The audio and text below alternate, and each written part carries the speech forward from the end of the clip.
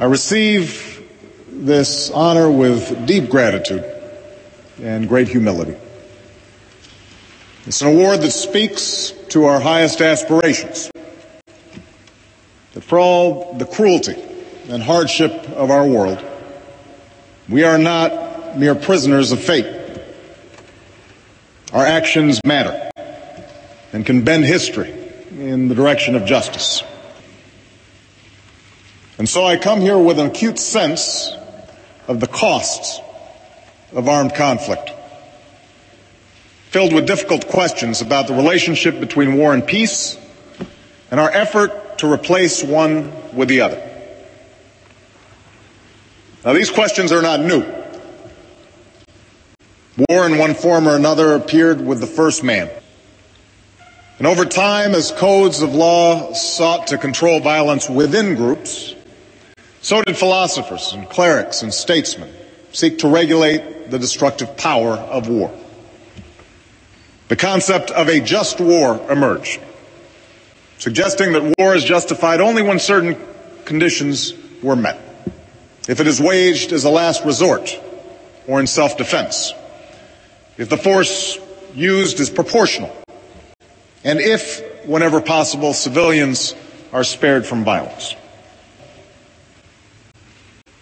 And yet, a decade into a new century, this old architecture is buckling under the weight of new threats. The world may no longer shudder at the prospect of war between two nuclear superpowers, but proliferation may increase the risk of catastrophe. Terrorism has long been a tactic, but modern technology allows a few small men with outsized rage to murder innocents on a horrific scale. I do not bring with me today a definitive solution to the problems of war.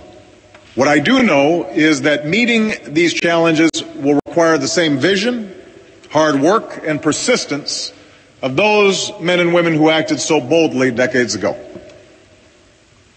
And it will require us to think in new ways about the notions of just war and the imperatives of a just peace. We must begin by acknowledging a hard truth.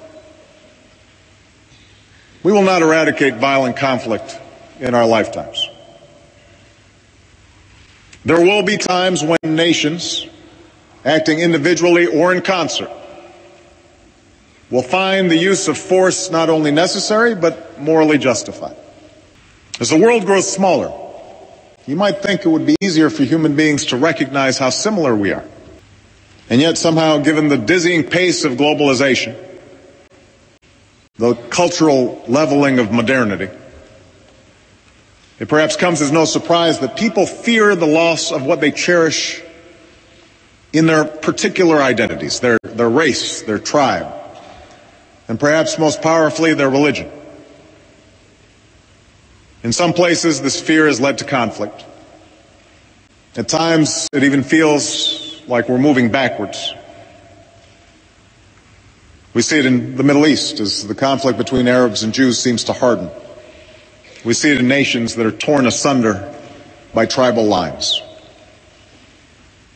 And most dangerously, we see it in the way that religion is used to justify the murder of innocents by those who have distorted and defiled the great religion of Islam and who attacked my country from Afghanistan. These extremists are not the first to kill in the name of God, but they remind us that no holy war can ever be a just war. For if you truly believe that you are carrying out divine will, then there is no need for restraint, no need to spare the pregnant mother, or the medic, or the Red Cross worker, or even a person of one's own faith.